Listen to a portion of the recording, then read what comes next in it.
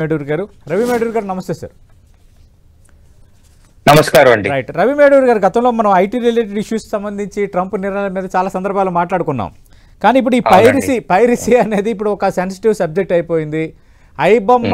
ఐబొమ్మతో రవిని ఎక్కడైతే పట్టుకున్నారో అసలు గ్రేట్, పోలీసు గ్రేట్, బాగానే పికప్ చేశారు. మరి ఛాలెంజ్ విసిరి తెలంగాణ పోలీసులు పట్టుకున్నారని అందరూ అనుకున్నాం, కోరుకున్నాం కూడా. ఈ పైరసీకి ఎక్కడో ఫుల్ స్టాప్ పడాలని అందరం కోరుకున్నాం. కానీ ఇంకా ఇది కేవలం ఒక పెద్ద సముద్రంలో ఒక నీటి బిందువు మాత్రమే అంటున్నారు. ఎందుకంటే అది అయిపోయిన తర్వాత ఐబొమ్మ 1 అని, తర్వాత మూవీ రూల్స్ అని ఇంకా శోధిస్తుంటే వేల కొలది సైట్లు ఉన్నాయి. ఇది ప్రపంచమంతా ఒక రకంగా విస్తరించిపోయింది అంటున్నారు. ఇప్పుడు సిఐడి కూడా ఆ రంగంలో దిగింది. మీ అంచనా ఏంటి సార్? మొత్తం దీన్ని ఎరాడికేట్ చేయగలమా ఇప్పుడున్న టెక్నాలజీ, ఇప్పుడున్న ఈ ఇన్వెస్టిగేషన్ ప్రొసీజర్స్తో? చాలా మట్టుకు ఇరాడికేట్ చేయగలం అండి. ఇప్పుడు యాంటీ పైరసీ పరంగా టెక్నాలజీలో చాలా అభివృద్ధి వచ్చింది. ప్రతి థియేటర్ కి ఒక ఇన్విజిబుల్ క్యూఆర్ కోడ్ పెట్టడం. సో ఆ థియేటర్ లో ప్లే అవుతున్న మూవీకి మన మనుషులకు సాధారణమైన మనం మామూలుగా చూస్తే కనపడదు invisible water mark, invisible QR code అది.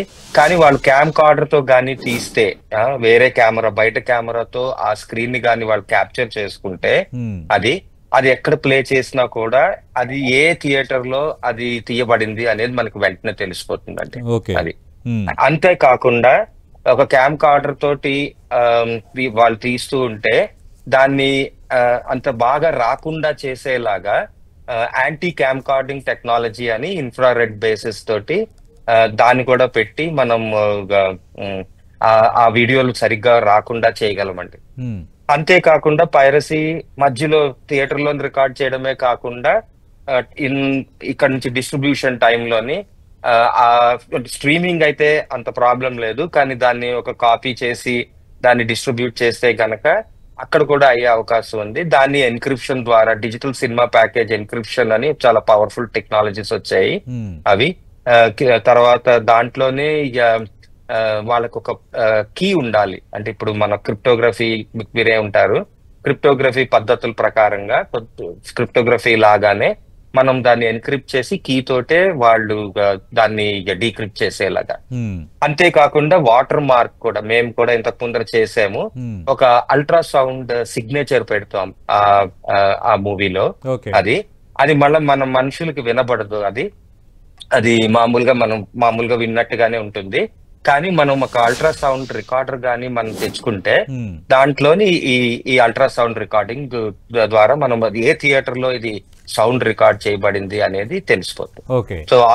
సో ఆడియోని కూడా మనం వాటర్ మార్క్ చేయగలం, వినబడకుండా, ఎవ్వరికి వినబడకుండా. అది ఇలా చాలా ఉన్నాయండి. కనుక టెక్నాలజీ పరంగా పైరసీ అయితే చాలా మట్టుకు అరికట్టవచ్చు. అది దానికి తోడు పాలసీ, తర్వాత పోలీసింగ్, తర్వాత ఇక ప్రభుత్వం సపోర్ట్ కూడా ఉంటే పైరసీ చాలా మట్టుకు అరికట్టవచ్చు. ఇక్కడ రవి మేడూర్ గారు ఇప్పుడు ఆల్రెడీ కరేబియన్ దీవుల్లో ఉన్నారు, పట్టుకోవడానికి వెళ్తే వాళ్ళు యూకే పారిపోయారు. అంటే ఫారెన్ కంట్రీస్ నుంచి ఉండి ఫారెన్ కంట్రీస్లో సిటిజన్షిప్ తీసుకొని వాళ్ళ సహకారంతో పైరసీ చేస్తున్న వ్యవహారం ఇప్పుడు రవి వ్యవహారం కూడా బయటపడింది. నేను అందుకే అడుగుతున్నా, ఇంకా వాటిని మనం ఫైండ్ అవుట్ చేయగలమా, వాళ్ళని మనం అదుపులోకి తీసుకోగలమా? ఎందుకంటే వాళ్ళని ఎవరిని అదుపులోకి తీసుకోకుండా ఏమీ చేయకుండా మనం ఇక్కడ ఇలాంటి కంట్రోల్ వ్యవస్థలు పెట్టినా కూడా ఏదో ఒక రకంగా లూప్ హోల్ దొరుకుతుంది కదా. అవునండి, కానీ నాకు తెలిసి ప్రతి ప్రభుత్వం కూడా ఈ విషయంలో చాలా స్ట్రిక్ట్ గానే ఉన్నాయండి. అంటే మన ప్రభుత్వ సహకారం తీసుకుంటే మనము వాళ్ళని ఎక్కడున్నారో వాళ్ళని పట్టుకోవడంతో పాటు ఎక్స్ట్రాడిషన్ గానీ లేదా మన చట్టాలు అమలయ్యేలాగా మనం దాన్ని చేసుకోవచ్చు. కనుక మనం ప్రభుత్వ సహకారం తీసుకోవాలి. నాకు తెలిసి ఏ ప్రభుత్వం కూడా ప్రపంచంలో ఎక్కడా కూడా పైరసీకి సపోర్ట్ చేయలేదు, ఏ ప్రభుత్వం కూడా. ఎందుకంటే అది వాళ్ళకు కూడా నష్టం. పైరసీకి అది ప్రభుత్వాలకు నష్టం, క్రియేటర్స్ కి నష్టం. దాని పరిణామాలు ఎంత తీవ్రమైనవో ప్రతి ప్రభుత్వంకి తెలుసు.